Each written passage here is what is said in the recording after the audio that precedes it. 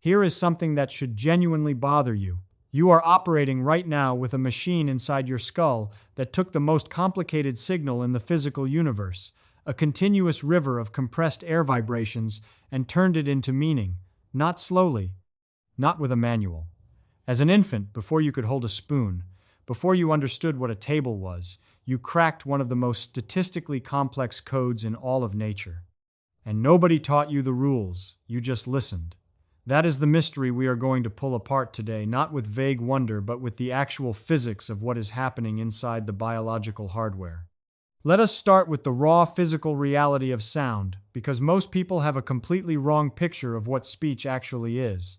When you speak, you are not generating a sequence of clean, separate words. You are generating a single, unbroken pressure wave. Your lungs push air. Your vocal cords vibrate at specific frequencies. Your tongue and lips shape the resonating chamber of your mouth, and the result is a continuous analog wave of compressed and rarefied air molecules that radiates outward in all directions. There are no physical gaps between words in that wave. None. If you were to take a recording of someone saying the phrase, "Good morning," and look at the raw waveform on a screen, you would not see two distinct blocks of sound separated by silence. You would see one flowing continuous oscillation that bleeds from one shape into the next with no clean boundary. The spaces between words exist only in your perception. Your brain manufactures them. The acoustic reality contains no punctuation. Now, imagine you are an infant. You have never heard language before. You have no concept of words, no dictionary, no grammar book, no idea that this stream of air pressure variation is even supposed to mean something. What you have is a biological sound processing system of extraordinary precision, and a brain that is running a statistical algorithm so powerful it would take modern computers enormous processing power to replicate in real time. And your brain does it passively, continuously, without effort, while you are also simultaneously learning to control your own body. Here is the first layer of physics you need to understand. Sound enters the ear canal as a mechanical pressure wave. That wave strikes the eardrum, the tympanic membrane, which vibrates in response with an amplitude and frequency that mirrors the incoming wave. Those vibrations pass through three tiny bones, the malleus, the incus, and the stapes, which are mechanically amplifying and transmitting the signal to the cochlea. The cochlea is a fluid-filled spiral structure, and this is where something extraordinary happens. The incoming mechanical signal is converted into a frequency map. The basilar membrane inside the cochlea physically resonates at different positions depending on the frequency of the incoming wave. High-frequency sounds cause maximum vibration near the base of the cochlea. Low-frequency sounds cause maximum vibration near the apex. Hair cells sitting on this membrane detect that resonance and fire electrical signals down the auditory nerve.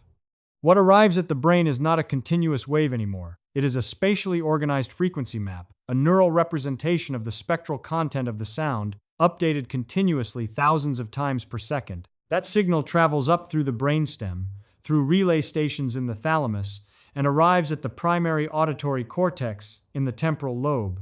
And here is where the statistical computation begins. The auditory cortex does not just passively receive this frequency map, it is actively comparing it against a running probabilistic model of the acoustic environment. And in an infant, that model is being built from scratch, 1 millisecond at a time. Here is the core insight that Feynman would love, because it strips away the mythology and replaces it with a simple mechanical principle. Language learning is fundamentally a problem of segmentation. The continuous acoustic stream has to be broken into functional units. But how do you find the units when there are no physical markers indicating where they are? The answer is probability. Specifically, it is a statistical measure called transitional probability, and the infant brain computes it automatically. Think about it this way. In any language, some sounds tend to follow other sounds with very high regularity. In English, the sound sequence that produces the syllable ba is very frequently followed by the sounds that produce by. The combination baby is a high probability cluster in the stream. But the sound at the end of the word pretty is far less likely to be followed by the sound at the beginning of the word baby than it is to be followed by the next sound within the word pretty itself. The boundaries between words are statistically detectable as drops in transitional probability. The sounds within a word cohere strongly. The sounds across a word boundary are far more variable and unpredictable. An infant does not know this rule consciously.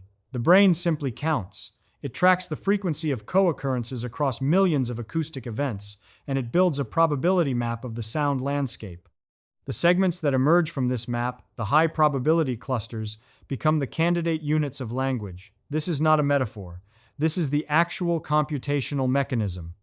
Research has demonstrated this with incredible precision.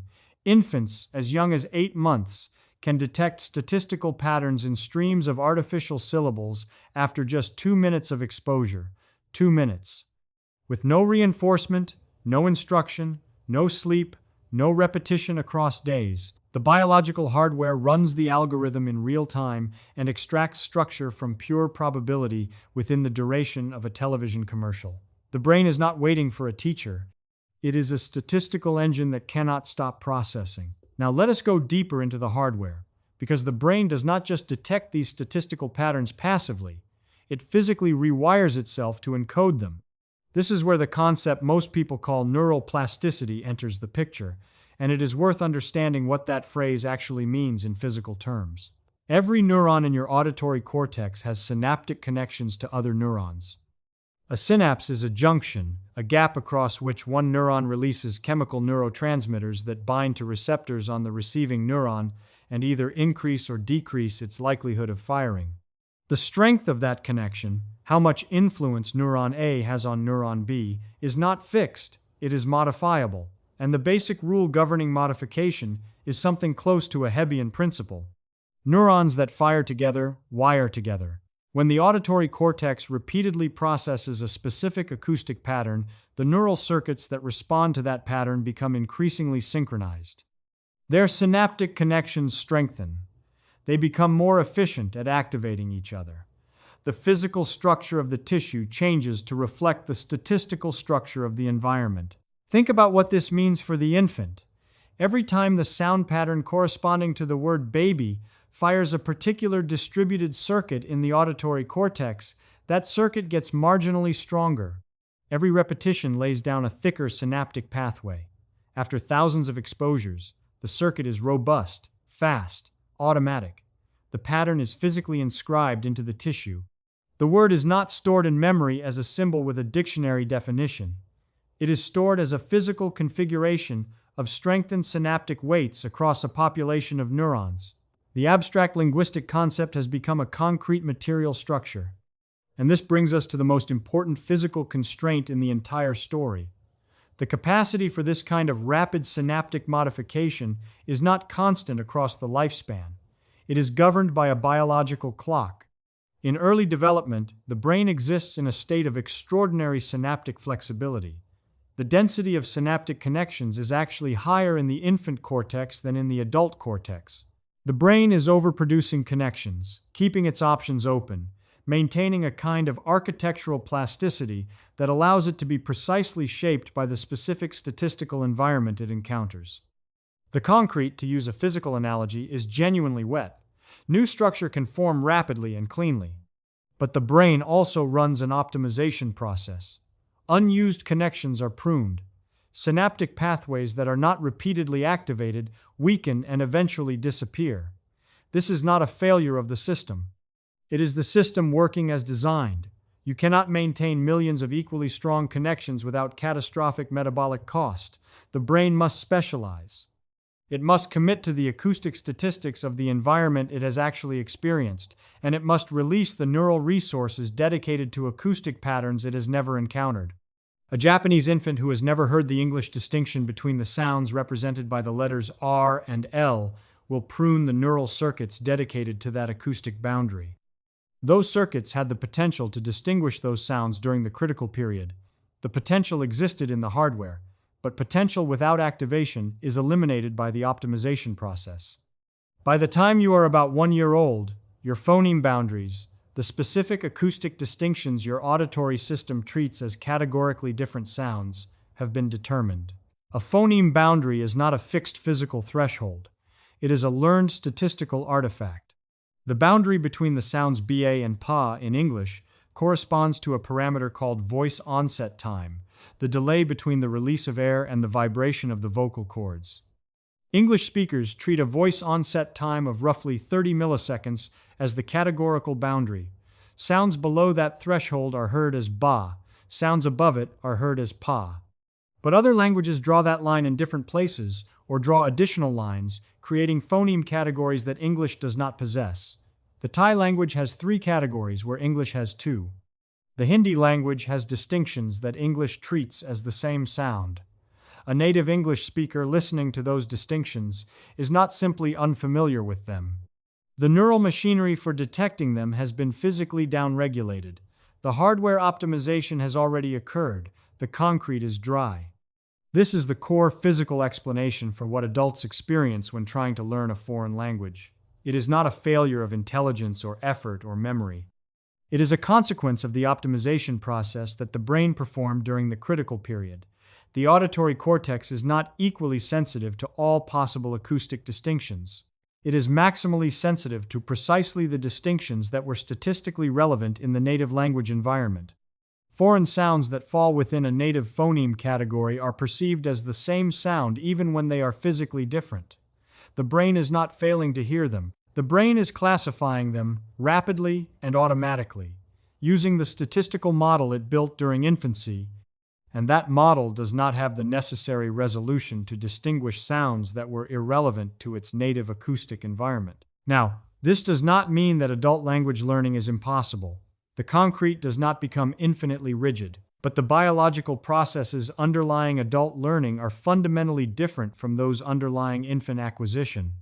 An adult learning a second language cannot simply expose themselves to the statistical stream and wait for segmentation to emerge automatically with the same efficiency. The auditory cortex is already committed.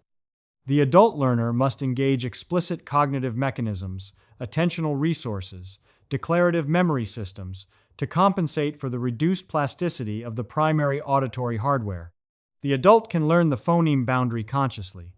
The infant learned it automatically through physical exposure. The adult is using a different computational strategy to achieve a similar representational outcome, and that strategy is more effortful, more fragile, and produces representations that are less deeply integrated into the automatic processing stream. There is also the question of motor coupling. The brain does not only process speech acoustically, it also maps speech onto the motor system.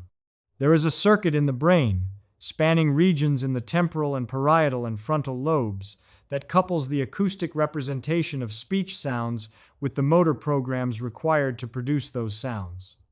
When you hear a speech sound, you are not only activating auditory circuits, you are also partially activating the motor programs for producing that sound. This motor coupling deepens the phonological representation. It gives it a second physical anchor, not only how the sound looks to the auditory system, but how it feels to the articulatory system. Infants who babble are not randomly generating noise. They are running a calibration process, comparing their motor output against the acoustic input from their environment, refining the coupling between production and perception. The wet concrete of motor cortex is being shaped simultaneously with the wet concrete of the auditory cortex, and the two representations are being bound together into a unified phonological structure. A second language learner who has never produced the target phoneme, who has never calibrated their articulatory system to generate that specific acoustic pattern, is missing half of the representational structure. The acoustic and motor components are decoupled. This is why pronunciation difficulties in adult second language learning are not purely perceptual. They reflect the incomplete integration of the auditory and motor representations. What this picture ultimately reveals is that language is not a cultural artifact that gets loaded into a general-purpose memory system. It is a physical inscription in the neural tissue of the brain. The specific language you speak is not a program running on universal hardware. It is the hardware itself, shaped by the statistical properties of the acoustic environment you encountered during the critical window of maximum synaptic flexibility. Every phoneme boundary, every syllabic rhythm, every prosodic pattern of your native language has a physical correlate in the synaptic weight matrices of your auditory and motor cortices. The language is not in your mind in some abstract sense. It is in your neurons, in the specific strengths of trillions of synaptic connections, sculpted by the raw statistics of the acoustic stream that surrounded you before you understood a single word. That is the actual mechanism, not magic, not mystery, not some unique property of human souls. A physical system receiving a physical signal, running a probability calculation, and wiring itself to reflect the output of that calculation.